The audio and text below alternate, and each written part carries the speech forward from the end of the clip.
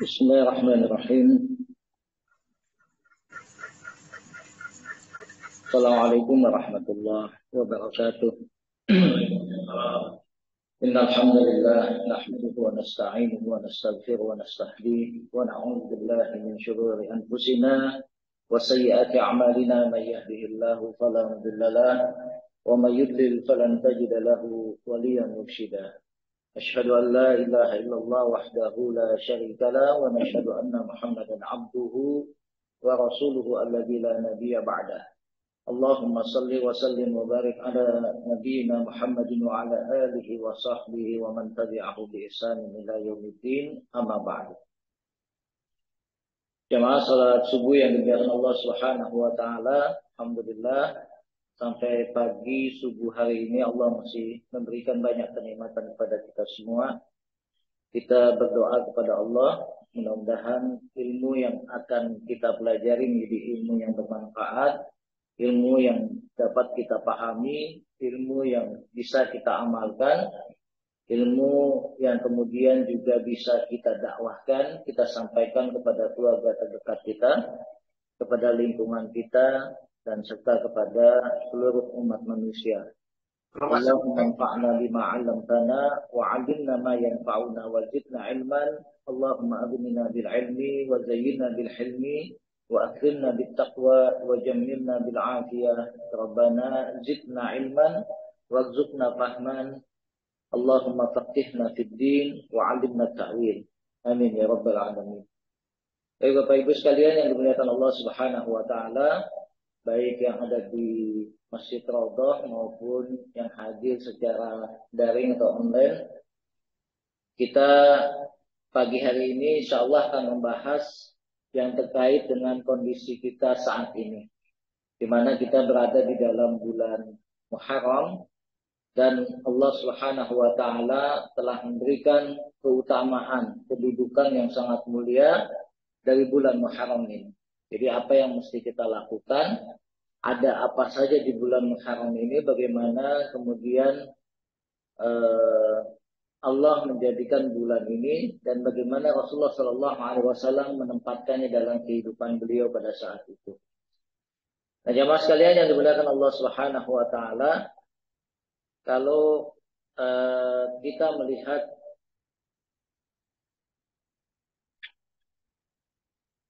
dalam surat At-Taubah ayat 36, Allah Subhanahu wa taala berfirman, A'udzubillahi minasyaitonir rajim. Inna 'iddatash syuhuri 'indallah 12 syahran fi kitabillah. Sesungguhnya hitungan bulan, ya, ini hitungan bulan di sisi Allah Subhanahu wa taala 12 syahran fi kitabillah. Nah, ternyata Islam juga memperhatikan tentang peredaran waktu. Ya. Dalam satu tahun itu ada 12 bulan kata Allah. Yauma khalaqas samawati wal ardh minha arba'atun hurum. Di antara yang 12 bulan itu kata Allah ada 4 bulan yang Allah jadikan sebagai bulan haram. Bulan haram itu artinya adalah bulan yang Allah muliakan. Kemudian Allah melarang beberapa hal, kegiatan, aktivitas yang Allah larang. Ya. Dzalika dinul qayyim fala tadlimu fihi anfusakum, dan janganlah kalian melakukan kezaliman pada diri kalian pada bulan tersebut.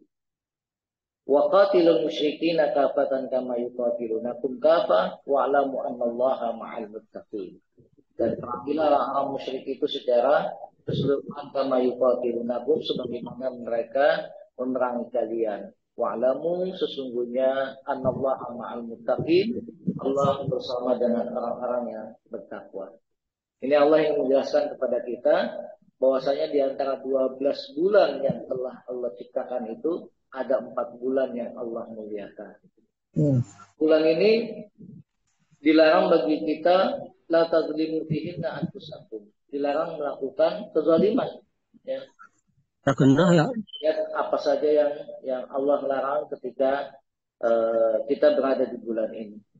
Kemudian jemaah sekalian, di dalam hadis dari Abi Bakrah radhiyallahu an, ya, ketika Rasulullah Shallallahu Alaihi Wasallam berkhutbah di saat Haji Wada, beliau mengatakan inna zamana qad istadara kahayati yauma khalaqallahu samawati wal ardh. Rasulullah menjelaskan kembali as-sanatu isna asyara syahran. Bahwasanya dalam 1 tahun itu ada 12 bulan. Minha arba'atun hurum. Sama seperti Al-Quran, Rasulullah menjelaskan. Ada 4 bulan yang Allah jadikan itu sebagai bulan haram. Namun dalam hadis ini, baginda Nabi Shallallahu Alaihi Wasallam memperjelas salasun mutawaliyatun. 3 bulan yang disebut bulan haram itu letaknya berturut-turut. Apa saja 3 bulan itu? Dzulqa'dah wa Dzulhijjah. 3 bulan haram yang berturut-turut itu adalah bulan Dzulqa'dah, Dzulhijjah dan Muharram. Ya, ini kedudukannya letaknya itu 3 bulan ini berturut-turut, dan ini sudah kita lalui yang 2 Dzulqa'dah dan Dzulhijjah, dan saat ini kita berada di bulan Muharram. Ya, kemudian yang satu lagi apa? Wa Rajabal Mudhar alladzi baina Jumadai wa Sya'ban. Yang satu lagi adalah bulan Rajab yang terletak di antara 2 bulan Jumadil itu dan Sya'ban. Nah, ini penjelasan apa sebetulnya yang disebut dengan bulan haram yang dikatakan oleh Allah Subhanahu wa taala. Rasulullah Shallallahu Alaihi Wasallam memperjelas bahwasanya bulan haram itu adalah bulan Dzulqa'dah, Dzulhijjah, Muharram dan Rajab. Ya. Bulan yang sangat Allah muliakan. Nah, kemudian Al-Imam Al-Qurtubi, ya, ketika menjelaskan ayat ini beliau memberikan tafsiran, Khassallahu ta'ala al-ashhurul hurum bidzikri wa naha 'anidz zulmi fiha tasyrifan laha. Ya, sengaja Allah menyebutkan ya 4 bulan haram ini di dalam Al-Qur'an, ya. Kenapa? Wa naha 'anidz zulmi fiha. Karena Allah melarang ketika kita berada di bulan ini melakukan kezaliman. Ya. Jadi tidak boleh kita melakukan kezaliman di bulan ini, dan penekanannya sangat luar biasa. Tapi apakah di bulan-bulan lain kita boleh melakukan kezaliman? Tetap tidak boleh. Gitu. Tapi kalau kita melakukan kezaliman di bulan ini, maka dosanya lebih berat ketimbang kita melakukan kezaliman di selain bulan yang haram. Ya. Wa in kana manhiyan anhu fi kulli zaman. Karena memang kezaliman itu setiap waktu, setiap bulan itu tidak diperbolehkan. Tapi titik tekan melakukan perbuatan zalim di bulan haram itu dosanya lebih besar ketimbang di bulan-bulan yang lain. Makanya ketika musim haji, Allah Subhanahu wa taala menegaskan kembali wala rafasa wala fusuqa wala jidala fil hajj. Kenapa? Karena memang haji itu adanya di bulan haram. Wala rafas, nggak boleh kita kemudian ngomong hal-hal yang menyakitkan, rafas, ngomong hal-hal yang jelek, yang porno dan lain sebagainya. Wala fusuqa, dan tidak ada perbuatan fasik, dosa, ya, perlawanan terhadap Allah Subhanahu wa taala, menjauhkan kita dari ketaatannya. Wala jidala fil hajj, dan juga tidak ada berbantah-bantahan ketika kita berada dalam pelaksanaan ibadah haji. Dan haji sendiri adanya di bulan haram. Ya. Makanya ini adalah tasyrifan lah. Ya. Allah memberikan kemuliaan kepada 4 bulan ini dengan memberikan titik tekan bahwasanya perbuatan zalim, perbuatan hal-hal yang melanggar ketentuan syariat itu dosanya lebih besar ketimbang di bulan yang lain. Bapak Ibu jamaah sekalian yang dimuliakan Allah, makanya kata Sayyidina Ibnu Abbas, ya, fala tadrimu fihinna anfusakum, itu adalah fi kullihinna summa ihtassa min dzalika arba'ata ashhur. Ya. Tidak boleh melakukan kezaliman itu di setiap bulan, di setiap saat. Tapi kemudian Allah memberikan kekhususan, ikhtassa min dzalika arba'ata ashhur, ya. Faja'alahunna haraman wa 'azzama hurmatihim. Wa ja'ala dzanbu fihinna a'zam. Ya. dosa yang kita lakukan pada bulan-bulan haram itu dosanya lebih besar. Tapi sebaliknya, wal amalu shalihu wal ajru a'zam. Kalau kita melakukan amal soleh, melakukan kebaikan di bulan ini, maka pahalanya lebih besar juga. Allah memberikan bandingan. Kalau berbuat dosa, berbuat salah, berbuat kejahatan, dosanya lebih besar. Tapi sebaliknya kalau kita melakukan amal kebaikan, melakukan amal soleh, maka pahala yang kita dapatkan, pahalanya juga lebih besar ketimbang di bulan lainnya. Nah, Allah telah memilih 4 bulan ini sebagaimana Allah memilih istafa minal malaikati rusulan. Ya, Allah memilih di antara malaikat itu ada malaikat-malaikat yang punya keutamaan dan punya tugas-tugas khusus. Ya, jadi malaikat nggak dibatasi dengan yang 10. Malaikat itu jumlahnya luar biasa banyaknya. Wastafa wa minan nasi rusulan. Dan Allah juga memilih di antara manusia itu ada rasul-rasul yang Allah utus. Ya. Kemudian dari rasul juga Allah memilih ada ulul azmi yang 5. Ya. Itu Allah memberikan kemuliaan kepada siapa saja yang dipilih. Wastafa minal ardi masajid. Di antara hamparan bumi ini ada yang Allah jadikan sebagai tempat untuk sujud. Wastafa minas syuhuri Ramadan wal ashhurul hurum. Di antara bulan-bulan yang ada, Allah kemudian memilih juga bulan Ramadan dan 4 bulan yang disebut dengan bulan haram. Kemudian wastafa minal ayyami yaumul jum'ah. Allah memilih kalau dalam hari itu hari Jumat sebagai hari yang punya keutamaan. Wastafa minal layali lailatul qadar. Di antara malam-malam yang Allah jadikan itu, Allah menjadikan malam Lailatul Qadar malam yang utama. Ketika Allah mau menjadikan sesuatu, kun fayakun bagi Allah Subhanahu wa taala untuk memberikan kemuliaan dan kelebihan pada bulan tersebut. Dan jemaah sekalian yang dimuliakan Allah, kemudian bagaimana kedudukan bulan Haram itu di masa jahiliyah? Oh, ternyata orang-orang jahiliyah dulu juga sudah mengenal, sudah memuliakan bulan Haram ini. Makanya ketika bulan haram datang, Dzulqa'dah, Dzulhijjah, Muharram, Rajab itu, mereka nggak mau mengadakan peperangan di bulan itu. Jadi off. Jadi kalau ada aktivitas rutin itu, orang-orang musyrikin Quraisy dan yang lain itu pasti melakukan peperangan. Tapi ketika bulan ini datang, semuanya berhenti. Aktivitas peperangan dan lain sebagainya itu tidak boleh dilakukan di bulan ini. Ummul Mukminin Aisyah radhiyallahu an itu menjelaskan kana yauma asyura tasumunahu quraisyun fil jahiliyah. Ternyata kata Ummul Mukminin Sayyidah Aisyah radhiyallahu anha, ya, dulu itu ketika tanggal 10 Muharram orang-orang jahiliyah itu sudah puasa. Jadi musyrikin Quraisy itu di zaman jahiliyah itu sudah puasa tanggal 10 Muharram, ya, puasa Asyura. Wa kana Rasulullah sallallahu alaihi wasallam yasumahu fil jahiliyah. Dan Rasulullah sallallahu alaihi wasallam juga melakukan itu, mengikuti tradisi yang berlaku di kaumnya. Kalau orang jahiliyah dulu puasa Asyura, maka Rasulullah sallallahu alaihi wasallam pada saat itu juga melakukan saum Asyura, ya. Falamma qadamal Madinah saumahu wa amara bisiyamihi. Nah, ketika beliau hijrah dari Mekah ke Madinah, kebiasaan baik ini masih terus dilakukan.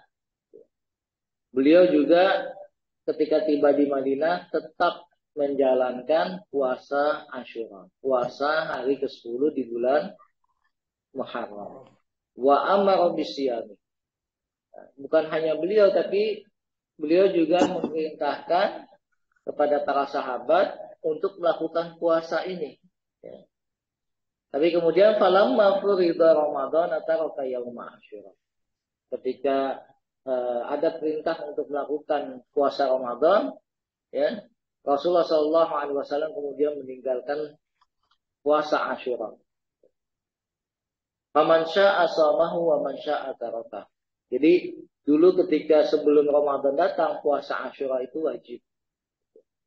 Tanggal 10 Muharram itu diwajibkan. Tapi ketika kewajiban Ramadan itu datang, maka Rasulullah Shallallahu Alaihi Wasallam tidak lagi mewajibkan saum Asyura.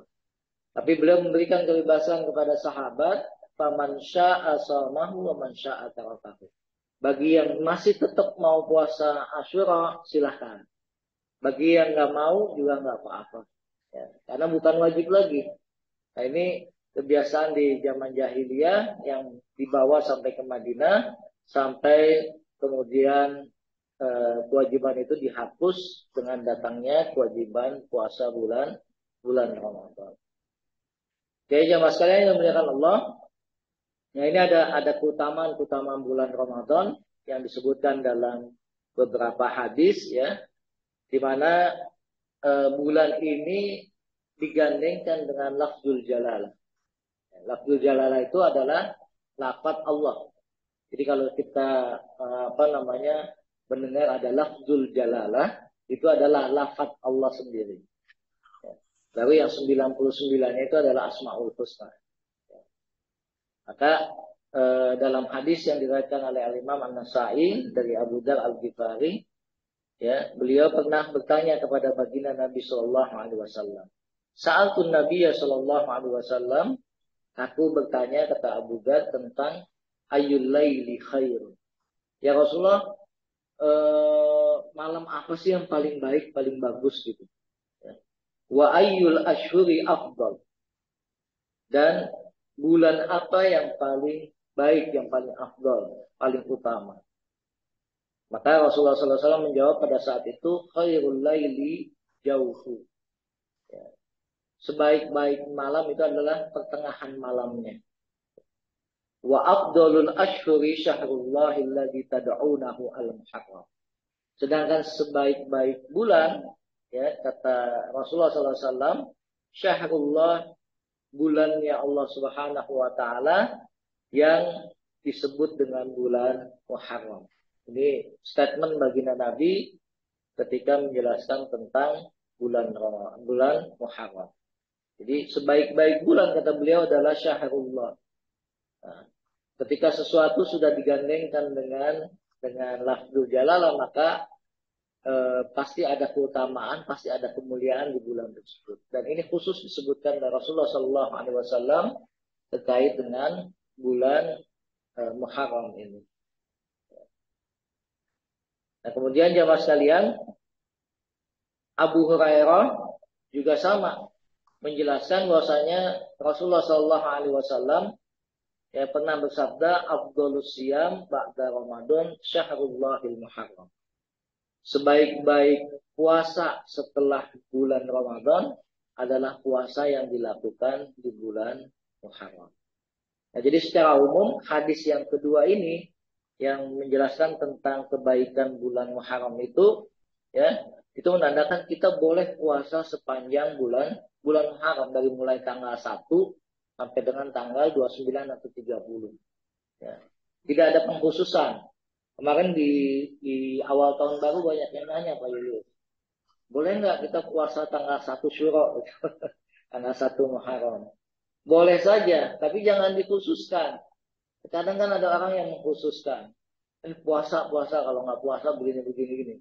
Nah, kalau melihat tekstual dari hadis ini, afdhalus syiyami ba'da Ramadan syahrullahil muharram. Ya.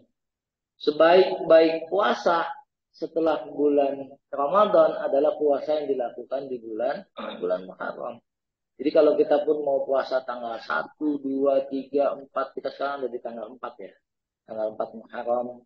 Itu boleh-boleh saja, tetapi tidak boleh mengkhususkan hanya puasa di tanggal 1 Muharram. Lanjutkan dengan puasa-puasa selain tanggal 1-nya. Dan jangan menganggap ada kekhususan di tanggal 1 Syura itu.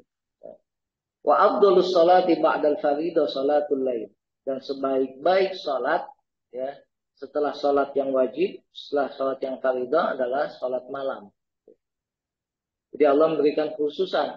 Sebaik-baik puasa itu adalah puasa bulan Muharram, dan sebaik-baik salat setelah salat yang wajib adalah salat malam. Ini ada keutamaan-keutamaan sendiri yang Allah sebutkan kepada kita semua. Kemudian apalagi keutamaan di bulan Muharram itu, ya. Allah jadikan di bulan Ramadan, di bulan Muharram itu ada yang disebut dengan Asyura, ya. Hari yang ke-10 di bulan Muharram, dan Rasulullah Shallallahu Alaihi Wasallam sejak jahiliyah dulu itu membiasakan berpuasa di bulan ini. Sebagaimana hadis Abdullah bin Abbas radhiyallahu anhuma, Rasulullah Shallallahu Alaihi Wasallam pada saat beliau sampai di Madinah, fawajadal yahudu siyaman yauma Asyura. Rasulullah SAW pada saat sampai ke Madinah, Bapak Ibu sekalian yang dimuliakan Allah, beliau ternyata mendapati orang-orang Yahudi itu juga melakukan puasa di tanggal 10 Asyura. Jadi orang-orang Yahudi di Madinah sebelum Rasulullah SAW hijrah itu sudah melakukan puasa yang namanya puasa Asyura. Oh, ini kok sama ya antara yang terjadi di Makkah yang dilakukan oleh orang Quraisy juga yang terjadi oleh orang-orang Yahudi yang ada di Makkah. Nah, karena Rasulullah penasaran, ini puasa apa sih yang dilakukan oleh orang Yahudi ini pada hari Asyura? Faqala lahum Rasulullah sallallahu alaihi wasallam, ya, kemudian Rasul bertanya kepada orang-orang Yahudi, "Ma hadzal yaumul ladzi tasumuna?" Ini kenapa sih kalian pada saum, pada puasa hari ini? Maka orang Yahudi mengatakan, "Hadza yaumun azim." Hari ini adalah hari yang spesial buat kami, kata orang Yahudi. Yaumun azim. Hari yang spesial, hari yang khusus, hari yang sangat besar momennya. Apa anjallahu fihi Musa wa qaum. Pada hari ini Allah menyelamatkan Nabi Musa dan kaumnya. Jadi Allah menyelamatkan Nabi Musa dan kaumnya dari kejaran Fir'aun itu adanya pada tanggal 10 Muharram. Berdasarkan hadis. Makanya dirayakan sebagai kemenangan. Ya. Allah selamatkan Nabiullah Musa alaihissalam dan kaumnya, dan wa aghraqa Fir'aun wa qaum. Dan Allah tenggelamkan Fir'aun dan kaumnya. Fasamahu Musa syukran. Kemudian Nabi Musa berpuasa pada hari itu, ya. Jadi setelah Allah selamatkan pada tanggal 10 Muharram pada hari Asyura, selanjutnya Nabiullah Musa alaihissalam puasa setiap tanggal 10 Muharram, setiap hari Asyura. Sebagai apa? Syukran, sebagai rasa syukur kepada Allah Subhanahu wa taala. Fanahnu nasuma. Kata Yahudi, karena Nabi Musa puasa sebagai bentuk rasa syukur, maka kami pun ikut puasa. Gitu. Ya, karena kami diselamatkan oleh Allah Subhanahu wa taala. Nah, melihat penjelasan orang-orang Yahudi, maka Nabi memberikan sikap pada saat itu, fanahnu ahaqqu wa aula bi Musa minkum. Oh, kalau demikian kami itu lebih berhak, ya, lebih utama untuk melakukan apa yang pernah dilakukan oleh Nabi Musa. Kalau Nabi Musa dulu puasa pada hari Asyura karena disebabkan ekspresi rasa syukurnya kepada Allah, maka kami lebih berhak, kata Nabi kita Muhammad SAW. Makanya sejak saat itu Rasulullah SAW melanjutkan tradisi yang bagus itu dengan melakukan puasa Asyura. Wa amara bisiyamihi. Beliau tidak hanya sendirian, tapi juga memerintahkan sahabat untuk berpuasa di hari Asyura. Nah, jemaah sekalian, juga hari Asyura itu adalah al-yaumul ladzi istawat fihi as-safinatu 'alal judi fasamahu Nuh syukran. Nah, ternyata tanggal 10 Muharram atau hari Asyura itu juga merapatnya kapal Nabi Nuh. Ya. Dalam hadis yang diriwayatkan oleh Imam Ahmad dari Abu Hurairah, ya, wa huwa al-yaumul ladzi istawa fihi safinatu 'alal judi. Merapatnya kapal Nabi Nuh ketika banjir besar itu, ya. Sebagai apa? Sebagai rasa syukur. Jadi boleh kita puasa dari hadis-hadis ini karena ungkapan rasa syukur. Oh, anak saya ternyata lulus masuk ke SMA yang diinginkan. Oh, anak saya udah keterima kerja. Sebagai rasa syukur kita kemudian puasa. Tuh. Sebagaimana Nabi Nuh, Nabi Musa itu puasa ketika Allah selamatkan Nabi Nuh dari banjir besar dan Allah selamatkan Nabi Musa dari kejaran Fir'aun laknatullah. Dengan apa yang dilakukan oleh para nabi ini, kita juga diperbolehkan untuk melakukan puasa sebagai bentuk rasa syukur kita kepada Allah Subhanahu wa taala. Ya. Hadis yang lain dari Ibnu Abbas, "Ma ra'aitu Nabi sallallahu alaihi wasallam yataharra siyam yaumun qaddalahu ala ghairihi illa hadzal yauma yaum Asyura." Ya. Wa hadza syahru yani syahrul Ramadan. Rasulullah SAW tidak pernah tidak bersemangat pada hari-hari yang lainnya seperti bersemangatnya pada hari Asyura. Jadi kalau udah datang hari Asyura, beliau semangat sekali untuk berpuasa. Ya taharra siyamu yauma faddalahu ala ghairi. Beliau semangatnya itu kelihatan ketika bulan hari Asyura itu untuk melakukan saum. Ya, beliau sangat bersemangat dan beliau juga meminta kepada Allah untuk memuliakan hari ini. Ma'alim tu anna Rasulullah sallallahu alaihi wasallam shoma yauman yatlubu fadluhu 'alal ayami illa hadzal yaum. Ini bulan yang khusus yang Allah berikan keutamaan di dalamnya. Nah, jamaah sekalian, ternyata para sahabat juga melakukan pendidikan kepada anak-anaknya. Dengan apa? Dengan membiasakan saum Asyura. Jadi bukan cuma para sahabat ya, tapi anak-anaknya juga. Anna sahabat radhiyallahu anhum kanu yusawwimuna fihi sibyanahu. Para sahabat membiasakan memberikan pendidikan kepada anak-anaknya untuk puasa di hari ke-10 di bulan Muharram. Arsala Rasulullah sallallahu alaihi wasallam ghadatun Asyura ila qural ansar allati haula al-Madinah. Rasulullah ketika hari Asyura itu sering mengirimkan makanan ke kampung-kampung yang ada di sekitar Madinah, ya. Mengirimkan makanan man kana asbaha shaiman falyatim shauma. Jadi Rasulullah memberikan sarapan ya, mengirimkan sarapan pagi kepada sahabat ya, kepada masyarakat yang ada di kampung sekitar Madinah. Wa man kana asbaha muftiran falyatim baqiyati yaumah. Ya, kata Nabi, barang siapa yang pagi hari ini puasa, maka sempurnakanlah puasa. Lanjutkan. Ya. Wa man kana asbaha muftiran falyatim baqiyati yaumah. Kalau hari ini ada yang enggak puasa, pagi ini enggak puasa, maka sejak itu lakukan puasa. Wa man asbaha muftiran, karena siapa yang paginya itu nggak puasa, falyatin baqiyatu yaum. Fakunna ba'da dzalika nasumahu wa nusawwimu sibyana nasirar. Maka sejak itu kata para sahabat, kami berpuasa dan membiasakan anak-anak kecil kami juga untuk berpuasa. Wa nadhhab ilal masjidi fanaj'alu lahumul lu'ba minal ain. Dan kami membuat mainan di masjid. Gitu. Buat siapa? Buat anak-anak. Jadi para sahabat sudah mencontohkan tempat mainnya anak-anak itu di masjid. Bahkan di salah satu masjid di Timur Tengah itu dipakai main bola. Kalau kita masjid dipakai main bola mungkin udah ngomel-ngomel main bola di masjid.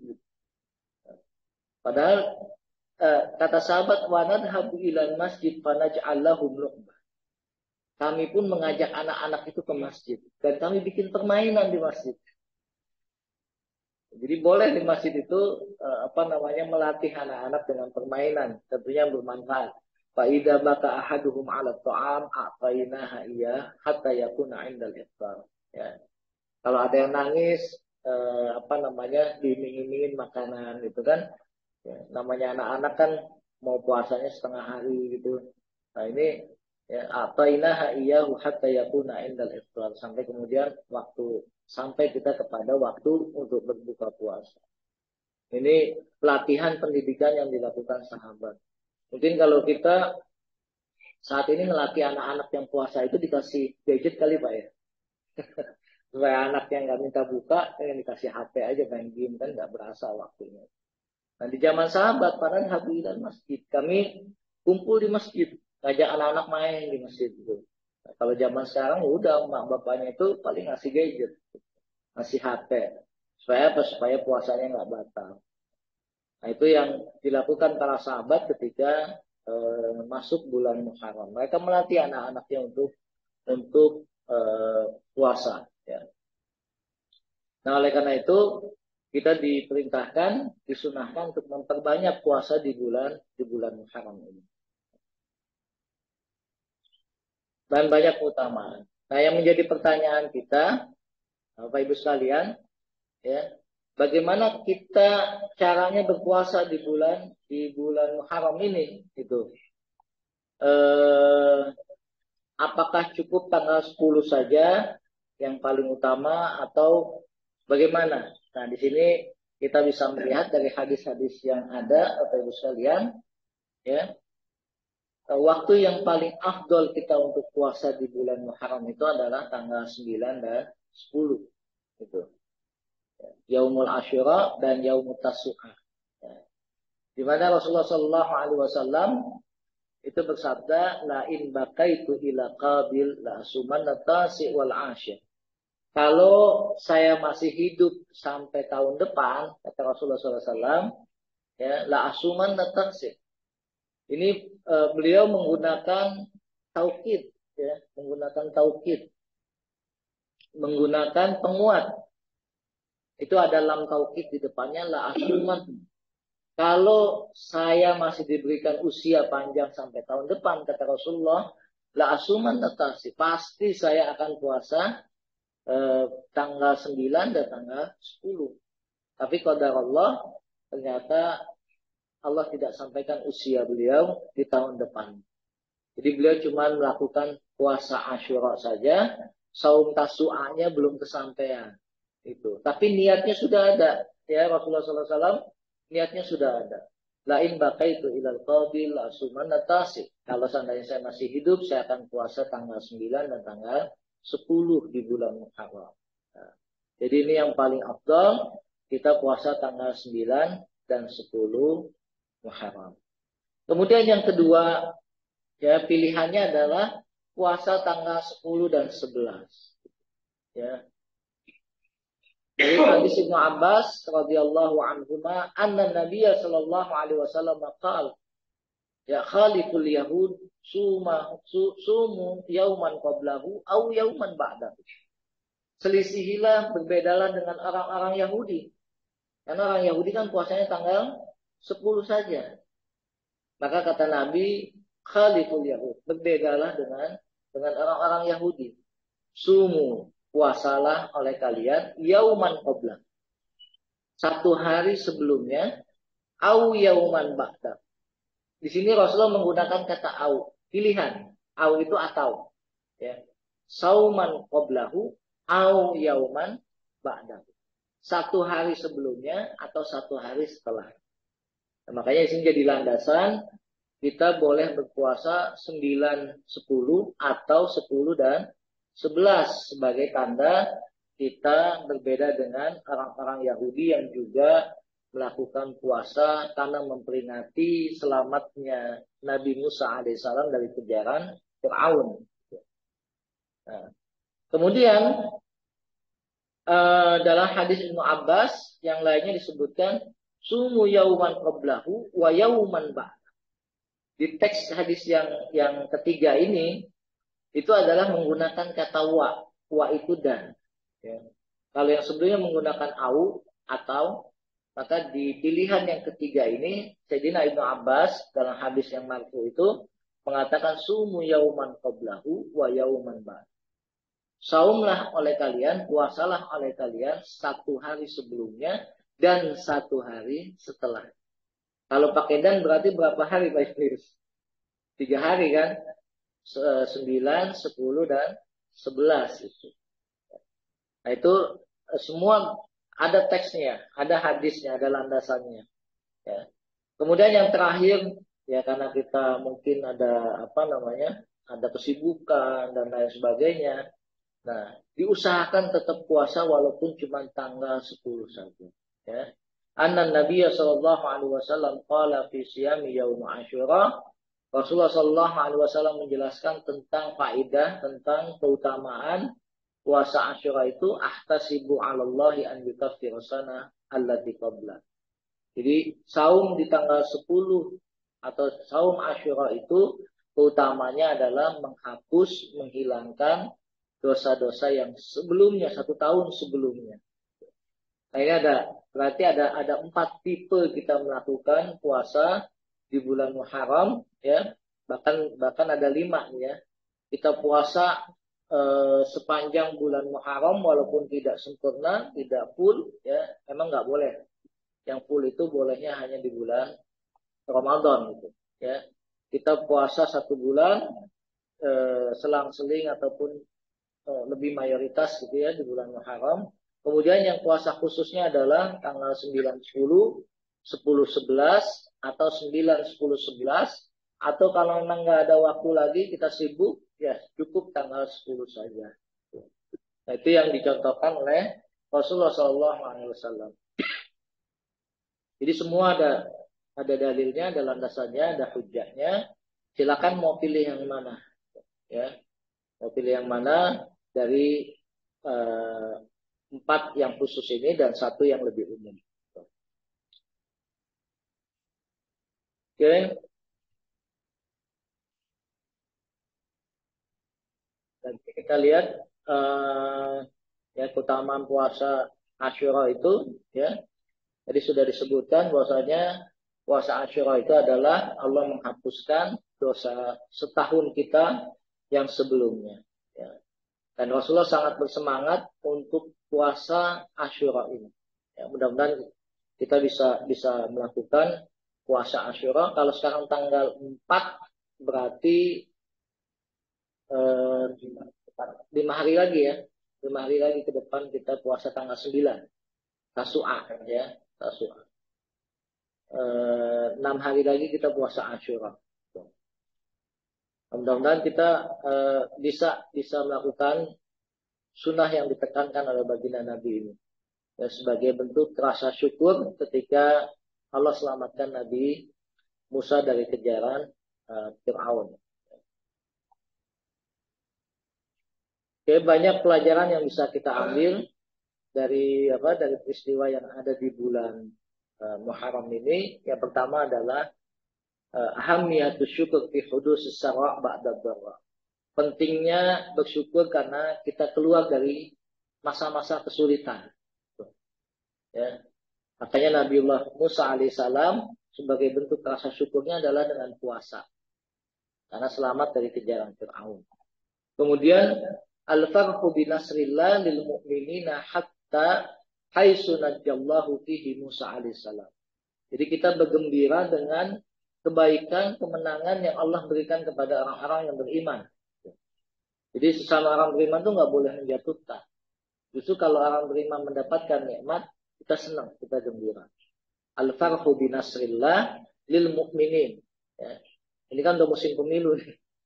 Jadi kadang pemilu itu kadang saling menjatuhkan, saling membuli dan lain sebagainya. Padahal kita sama-sama bergembira ketika ada orang mukmin yang mendapatkan kenikmatan, mendapatkan kemenangan dalam rangka membela agama Allah. Itu. Kemudian ayyamuz zalimina wa in qalat. Ya. Masa-masa kezaliman itu pasti akan berlalu walaupun cukup panjang. Ya.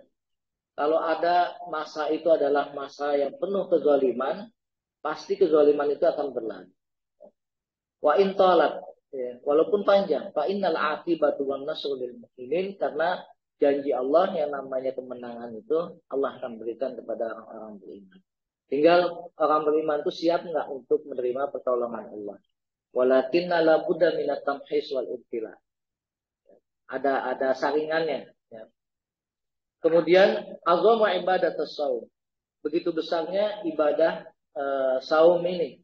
Wa malaha min manzilatin azima indallah kama fi qouli ta'ala fil hadits qudsi ya, kullu amal ibni Adam lahu illa shaum fa innahu li wa ana ajzi bihi. Kenapa Nabi Musa melakukan puasa ketika selamat dari Fir'aun? Karena memang puasa ini memiliki kedudukan yang sangat besar di sisi Allah Subhanahu wa taala. Kenapa Rasulullah SAW juga merasa lebih berhak untuk puasa di hari Asyura? Karena beliau melanjutkan risalah Nabiullah Musa alaihissalam. Kemudian juga ada kuwatul iman, ya, ada kekuatan iman, wa umkuhu wal hirsu ala tarsihihi wa tansyatil ajal alaihi fi mujtama' as-sahabah, ya. Harus ada kekuatan iman untuk mengaplikasikan nilai-nilai ajaran Islam. Sahabat membiasakan anak-anak mereka untuk puasa Asyura. Jadi memang sudah disiapkan. Ya, namanya anak-anak rewel biasa, tapi mereka iming-iming bentar lagi azan gitu kan, kita main di masjid gitu. Nah itu teknis taktik para sahabat membiasakan anak-anak mereka untuk puasa. Kemudian al-hirsu ala tarsikhil mabda' asy-syar'i fi mukhalafati ahli kitab. Gigih menanamkan fondasi agama, ya, fondasi syariat untuk membedakan kita dengan apa yang dilakukan oleh ahli kitab.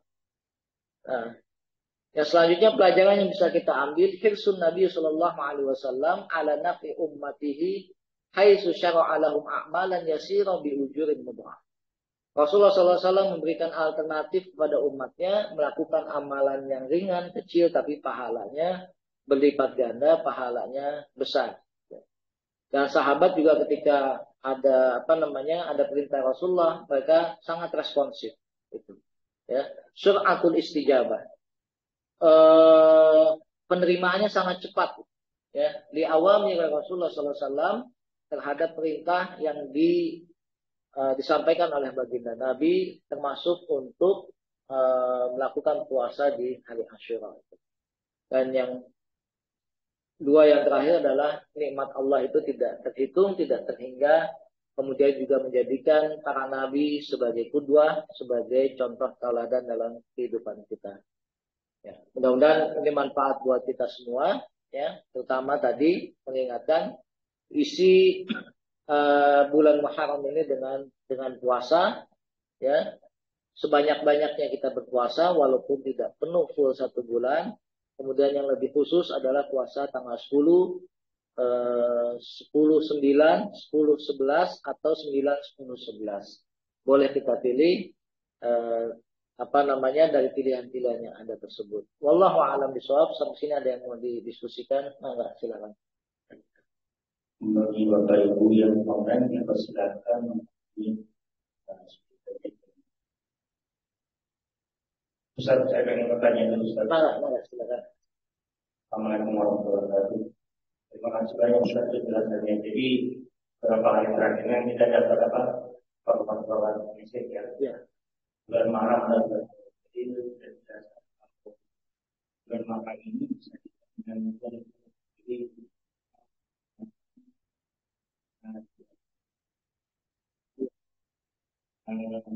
katanya saya ingin Ustaz, selain ini juga dibilang hari anak yatim. Nah, itu kan mengacu dari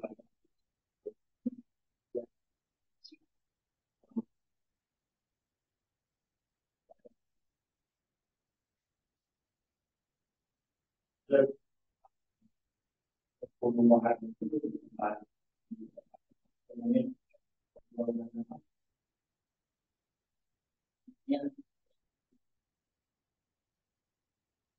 Takut.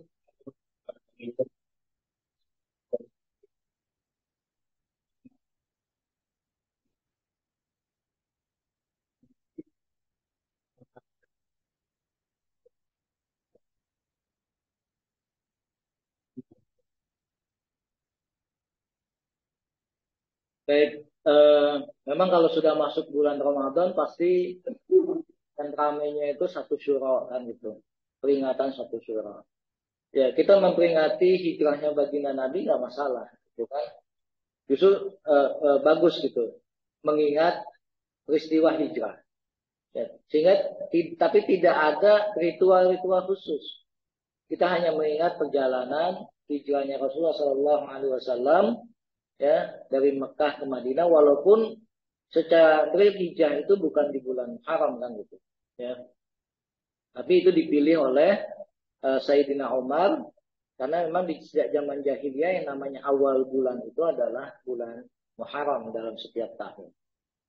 Nah kemudian di setiap kita masuk bulan Muharram pasti banyak protes terkait dengan lebarannya anak yatim. Gitu. Ya. Nah ini kalau kita lihat teks-teks yang ada tidak ada satupun yang menjelaskan terkait dengan perayaan lebarannya anak yatim. Gitu. Anak yatim mestinya lebarannya tiap hari, Pak. karena yang namanya anak yatim kan butuh makan, butuh kasih sayang dan bukan hanya tanggal 10 Muharram gitu. Sehingga kalau disebutkan atau diyakini 10 Muharram itu adalah lebaran anak yatim berarti sesuatu yang mengada-ada, ya, sesuatu yang dibuat-buat. Ya. Bahkan kalau bisa kita memuliakan setiap hari anak yatim itu bukan hanya tanggal 10 Muharram karena mereka hidupnya nggak di 10 Muharram kok. Ya. Jadi perayaan atau mengkhususkan tanggal 10 Muharram sebagai hari raya anak yatim itu tidak ada landasan, tidak ada dasarnya. Tapi kalau mau dibuat sebagai momen untuk santunan, nggak masalah juga. Ya. Tapi asal jangan meyakini aja. Ya. Kemudian yang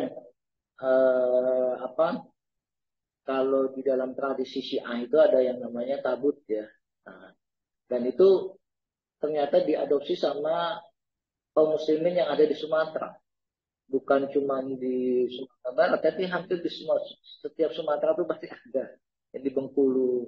Ya, karena memang mungkin karena Sumatera itu tempat masuknya imigran ya, pendatang dari luar, sehingga tradisi-tradisi yang ada di luar itu masuk ke wilayah Sumatera. Kalau di Jawa nggak ada ya, terkait dengan tabut itu ya.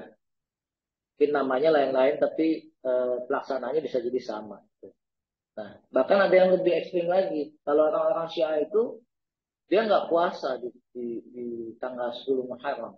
Di hari Asyura itu mereka nggak puasa. Justru orang-orang Syiah itu memperingati Asyura itu sebagai hari berduka. Kenapa? Karena Sayyidina Hussein itu ceritanya dibunuh pada saat Asyura, pada tanggal 10 Muharram. Makanya orang-orang Syiah nggak puasa. Dan ini dijadikan hari berkabut. Nah kalau Bapak Ibu lihat orang yang mukul-mukul badannya sampai berdarah itu adalah tradisinya Syiah. Dan ini bukan bagian dari Islam. Gitu ya. Menyakiti diri itu nggak boleh. Wala tudrimuna fihinna anfusakum. Bahkan dalam ayat yang terkait dengan Asyurul Hurum, Allah melarang kita untuk menyakiti diri kita. Ya nggak boleh menzalimi diri kita sendiri, dipukul-pukul bahkan sampai berdarah. Gitu. Ada yang ditusuk-tusuk pakai pisau dan lain sebagainya, pakai palu gitu kan. Kalau mereka nyebutnya sebagai hari duka, maka kalau Sayyidina Husain dibunuh pada saat itu, palanya dipenggal, bahkan dijadikan bola, alhamdulillah ya, ini kejadian tragis yang sangat luar biasa, ya. Tapi bukan kemudian kita menjadikan itu sebagai takdis, ya, mensucikan seseorang itu. Ya. Menganggap itu adalah kejadian besar, iya. Tapi kemudian menganggap suci seseorang karena peristiwa itu yang nggak boleh. Gitu. Ya. Peristiwa itu ada, iya. Ya, di mana Sayyidina Husain dibunuh. Memang itu adalah nubuah baginda Nabi kan. Kata Rasulullah, Hasan kamu akan dibunuh dengan diracun. Ya.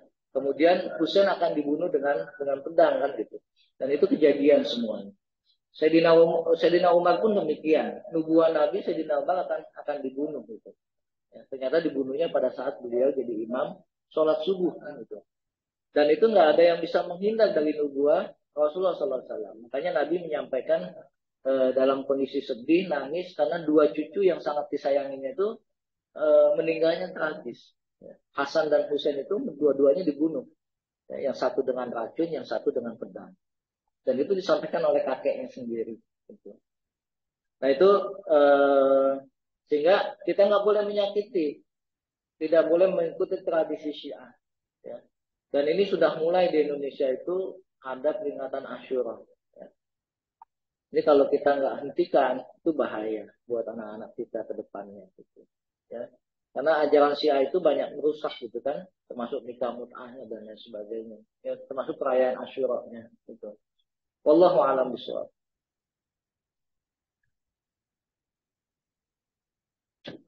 Bagi jemaah online silakan jika ada pertanyaan.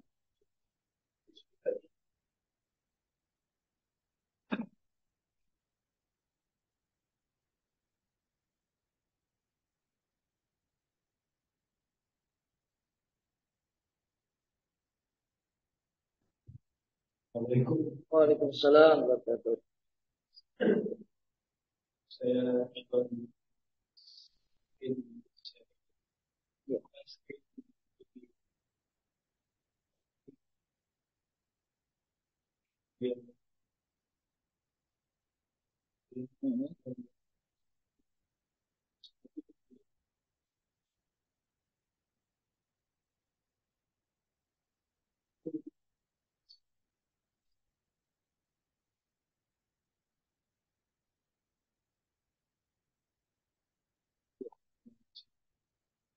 Oke, Waalaikumsalam warahmatullahi wabarakatuh. Ini pertanyaan luar biasa juga kepada kita semua, ya. Dalam hadis yang diriwayatkan Imam Muslim nomor 1982 itu disebutkan Rasulullah bersabda, "Afdhalus siyami ba'da Ramadan syahrullahil muharram." Sebaik-baik puasa setelah puasa Ramadan adalah puasa di bulan Muharram. Jadi memang ada perintahnya Pak untuk mengisi bulan Muharram itu dengan banyak puasa. Gitu. Nah, tapi yang tidak boleh adalah menganggap suatu keharusan harusnya tanggal 1 sampai tanggal 10. Enggak seperti itu juga. Gitu. Karena Rasulullah SAW memerintahkan untuk memperbanyak puasanya iya. Tapi waktunya bebas. Ya, oh saya mau pilih 1 sampai 10 boleh nggak? Boleh. Saya mau pilih selang-seling puasa di bulan Muharram boleh nggak? Boleh. Saya mau pilih setiap seminggu 3 kali aja lah gitu. Diperbolehkan nggak? Boleh. Secara kaifiatnya dibolehkan. Karena perintah dasarnya untuk memperbanyak puasa di bulan Muharram itu perintah dasarnya ada. Tinggal kaifiatnya pelaksanaannya. Nah, yang tidak boleh adalah mengkhususkan. Mengkhususkan dalam artian adalah menganggap menjadi sesuatu yang harus gitu. Di awal tahun 1 Syuro itu banyak beredar broadcast tuh. Ngajak puasa tanggal 1. Kalau nggak puasa tanggal 1 bla bla bla. Gitu. Nah itu yang nggak boleh karena nggak ada dasarnya itu. Yang ada dasarnya kita memperbanyak puasa di bulan Muharram. Kapan waktunya bebas. Ya. Oke saya punya niat pengen setiap minggu 4 hari. Boleh-boleh aja kan gitu. Yang penting memperbanyak saum, banyak puasa di bulan Muharram. Jadi landasannya hadis umum Pak. Ya, hadis yang umum terkait dengan puasa Muharram itu. Dan ada pertanyaan lain.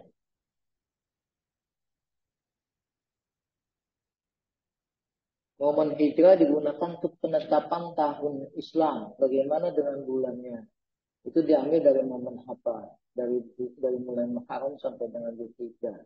Ya, jadi penamaan bulan itu sudah sejak lama, bahkan sebelum zaman jahiliyah pun yang namanya bulan Muharram, Safar sampai bulan Dzulqa'dah sampai 12 bulan itu nama itu sudah ada. Ya. Jadi apa yang dilakukan oleh Sayyidina Umar itu hanya melanjutkan apa yang bulan yang sudah dipakai oleh masyarakat yang sebelumnya. Jadi kalau masyarakat Arab itu jahiliyah itu kenal dengan bulan-bulan haram, dan bulan yang dikhususkan yang 4 itu. Nah, di zaman Islam kemudian Allah pertegas lagi tadi di surat At-Taubah 63 kan, Inna iddatash syuhuri indallahi isna asyara syahran fi kitabillah.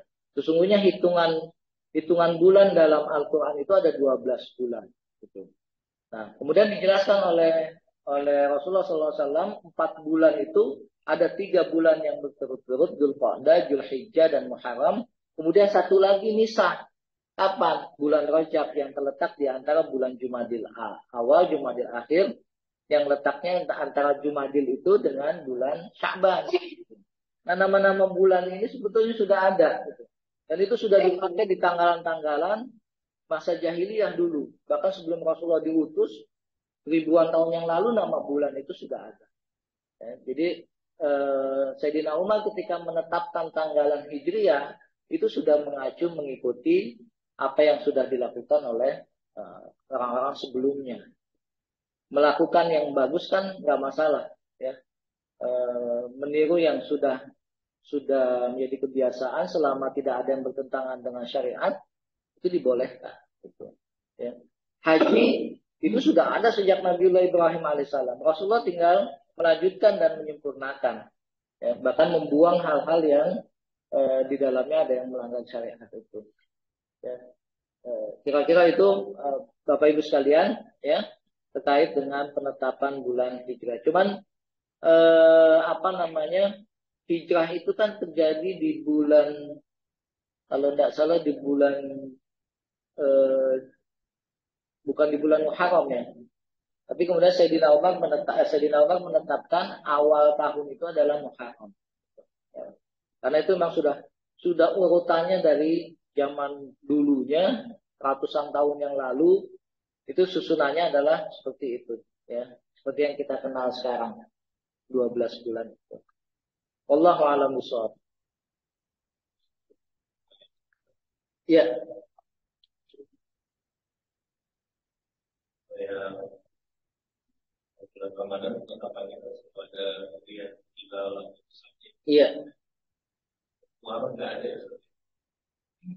Bukan tidak ada, sebetulnya dilakukan.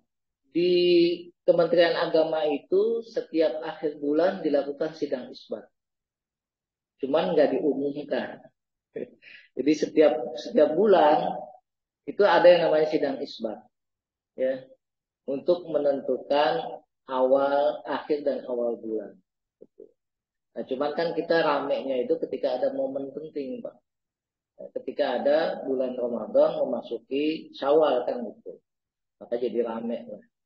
Ketika ada Idul Adha menetapkan dari Dzulqa'dah, akhir Dzulqa'dah masuk ke awal Dzulhijjah gitu. Nah, itu yang jadi rame. Nah, kenapa bulan-bulan lainnya nggak rame? Karena nggak ada momen penting gitu. Sehingga sidang isbat yang dilakukan itu tidak dipublikasikan, khusus internal. Ya. Nah, ketika momennya dari bulan Sya'ban ke Ramadan itu selalu dipantau dan bahkan disiarkan di akhir bulan Sya'ban. Ini sudah masuk belum sih ketika tanggal 29 itu kan? Oh, ternyata bulannya nggak bisa dilihat. Berarti kalau nggak bisa dilihat istikmal namanya. Penyempurnaan menjadi 30 hari. Ya.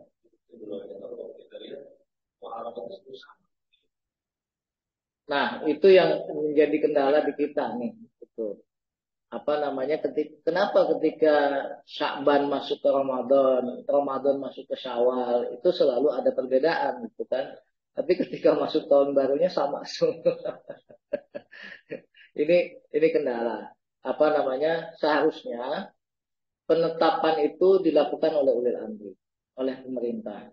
Sehingga tidak ada lembaga apapun di luar pemerintah yang berhak untuk menentukan akhir dan awal bulan di dalam penentuannya. Gitu. Kalau kita lihat di negara-negara lain, itu penetapan itu dilakukan oleh mufti. Gitu. Jadi ketok palunya mufti sebagai wakil pemerintah. Ya. Kalau mufti sudah bilang, oh hilal kelihatan, besok kita masuki bulan baru. Gitu. Di negara-negara Arab itu pasti diumumkan, Pak. Kalau di kita enggak, jadi patokannya itu kalender. Ya.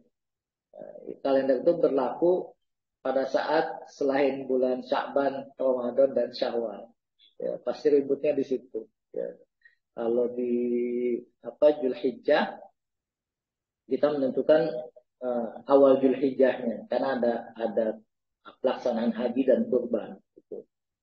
Nah itu makanya ketetapan penentuan bulan itu sudah seharusnya menjadi domain wewenang pemerintah. Ya. Kalau di kita menjadi wewenangnya Kemenak, ya, karena di situ ada bagian hisab dan ru'yah.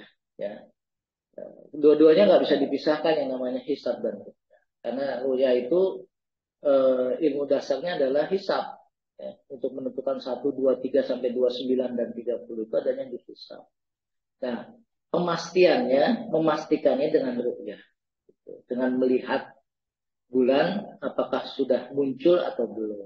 Nah, metode-metode ini yang mesti disepakati secara bersama, metode hisabnya, karena hisab dengan hisab pun kadang beda-beda.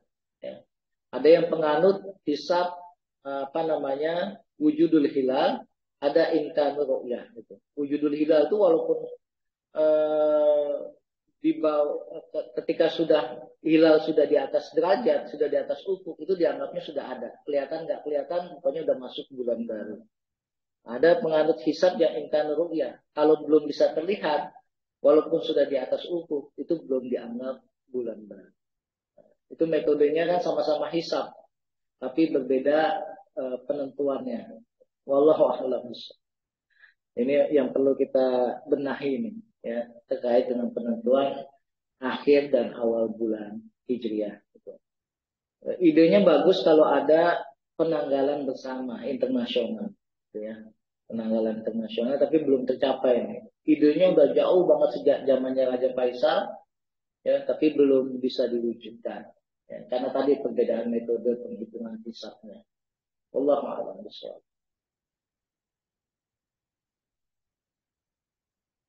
Masih ada pertanyaan lagi? Oke. Baik Bapak Ibu sekalian yang dimuliakan Allah Subhanahu wa taala, ini bulan yang sangat bagus, sangat mulia. Kalau kita melakukan amal soleh, Allah akan lipat gandakan amal soleh yang kita lakukan. Kalau kita melakukan dosa, maka dosa pun itu dilipat gandakan. Jadi sejak zaman jahiliyah itu selalu masyarakat jahiliyah menghindari kezaliman di bulan ini. Makanya semua peperangan itu dihentikan di bulan Dzulqa'dah, Dzulhijjah, Muharram dan Rajab.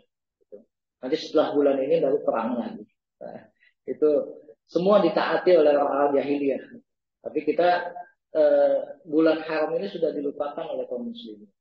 Kayak kezaliman itu stop sama sekali di bulan haram. Nah, oleh karena itu ada keutamaan yang bisa kita lakukan, terutama puasa di tanggal 9, 10, dan 11.